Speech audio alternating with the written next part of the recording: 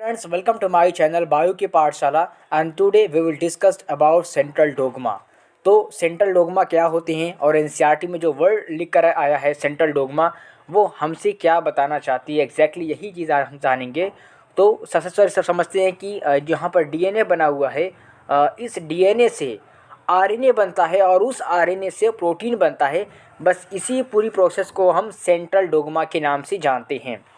तो जो ये डीएनए होता है हमें जानते हैं कि यूकैरियोटिक और प्रोकैरियोटिक दोनों भी लिविंग ऑर्गेनिज्म के अंदर डीएनए पाए जाते हैं।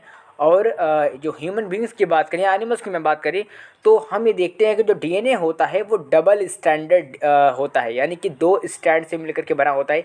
एक स्ट्रैंड जो होता है वो हमारा 5 प्राइम टू 3 प्राइम की ओर होता है, जबकि दूसरा वाला जो स्ट्रैंड होता है वो 3 प्राइम टू 5 प्राइम की ओर होता है। ओके, तो यहाँ पर जो डीएनए होता है वो कहाँ पर पाए जाते हैं? मेनली रूप से देखा गया है कि एनिमल्स के अंदर जो मिडिल पार्ट होता है जिसको हम मेन ऑर्गन्स कहते हैं, मेन ऑर्गेनल्स कहते हैं, जिसको हम न्यूक्लियस कहते हैं, इस न्यूक्लियस के अंदर ठीक है क्रोमोसोम्स पाए जाते हैं। और उसको क्रोमोसोम्स के अंदर ही या क्रोमोसोम के ऊपर या एक एक पार्ट जो है डीएनए का मिल करके पूरा क्रोमोसोम्स बनाता है। तो डीएनए एक तरह का जेनेटिक मटेरियल से जिनके पास जेनेटिक कोड में क्या नाम है कंटेन रहता है। और ये जो डीएनए होता है इस डीएनए के अंदर 4 नाइट्रोजनस बेस पाए जाते हैं, जैसे कि आपको पता होगा कि adenine, thymine, guanine and cytosine. ठीक है, जो एडेनिन और ग्वानिन होता है उसको हम प्यूरिन्स कहते हैं और थाइमीन साइटोसिन्स को हम पिरिमिडीन कहते हैं। ओके, तो ये जो एडेनिन और थाइमीन जो होता है वो डबल हाइड्रोजन बॉन्ड से जुड़े होते हैं, जबकि ग्वानिन और साइटोसिन जो होते हैं वो ट्रिपल हाइड्रोजन बॉन्ड से आपस में जुड़े होते हैं। एक एक न्यूक्लियोटाइड आपस में जुड़ करके एक पॉलीन्यूक्लियोटाइड चेन बनाता है और इसी पॉलीन्यूक्लियोटाइड चेन को हम डीएनए का एक फ्रेगमेंट्स कहते हैं, एक स्ट्रैंड कहते हैं। ओके, तो यहाँ पर देख सकते हैं कि हम ये जानते हैं कि न्यूक्लियोटाइड क्या होता है, सबसे समझ लेते हैं। जैसे फॉर एग्जांपल यहाँ पर एक नाइट्रोजनस बेस है, ये हो गया आपका नाइट्रोजनस बेस हो गया। ठीक है, नाइट्रोजनस बेस हो गया और इस नाइट्रोजनस बेस से जुड़ा होता है हमारा पेंटोस शुगर, जिसके पास 5 कार्बन वाला होता है या 5 कार्बन वाला एक मॉलिक्यूल्स होता है जिसको हम पेंटोस शुगर कहते हैं। और इस पेंटोस शुगर से जुड़ा होता है फॉस्फेट ग्रुप।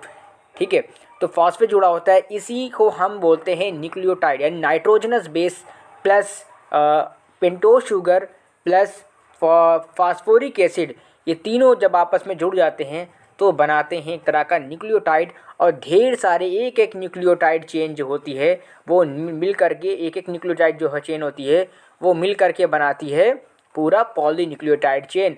और इसी पॉलीन्यूक्लियोटाइड चेन को हम क्या बोलते हैं? इसको हम कहते हैं डीएनए का एक स्ट्रेन। तो हम जानते हैं कि जो एक 5 प्राइम टू 3 प्राइम की ओर होता है और दूसरा 3 प्राइम टू 5 प्राइम की ओर होता है। ओके, तो डीएनए से आरएनए बनने की प्रोसेस को हम ट्रांसक्रिप्शंस कहते हैं। क्या बोलते हैं बेटा? हम डीएनए से आरएनए बनने की प्रोसेस को हम ट्रांसक्रिप्शंस कहते हैं। और आरएनए से प्रोटीन बनने की प्रोसेस को हम ट्रांसलेशन कहते हैं। It is also known as protein synthesis. तो आरएनए से प्रोटीन बनने की प्रोसेस को हम प्रोटीन सिंथेसिस भी कहते हैं।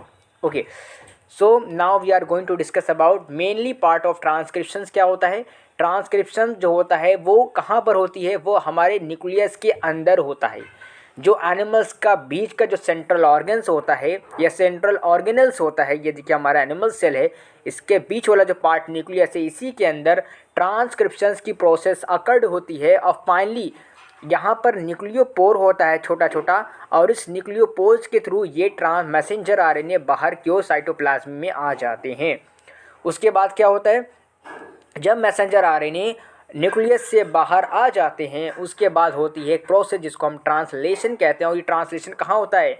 अगर एग्जामिनेशन में पूछ लेता है कि ट्रांसलेशन कहाँ अकर्ड होती है, तो करेक्ट आंसर ही साइटोप्लाज्म के अंदर होती है। ठीक है, या इसको हम ये हमारा साइटोप्लाज्म हो गया और इसके अंदर ही ट्रांसलेशन प्रोसेस या इसको हम प्रोटीन सिंथेसिस बोलते हैं होती है। अब फाइनली हमारा प्रोटीन बन जाता है। तो इसको यानी कि डीएनए से आरएनए बनना, मैसेंजर आरएनए, और ये भी होता है 5 प्राइम टू 3 प्राइम, डीएनए से आरएनए बनना, ट्रांसक्रिप्शंस एंड मैसेंजर आरएनए से प्रोटीन का बनना इज कॉल्ड ऑफ ट्रांसलेशन। तो अगर ये वीडियो आपको पसंद आई है तो लाइक शेयर कमेंट सब्सक्राइब ज़रूर कीजिएगा। Thank you so much for watching this video.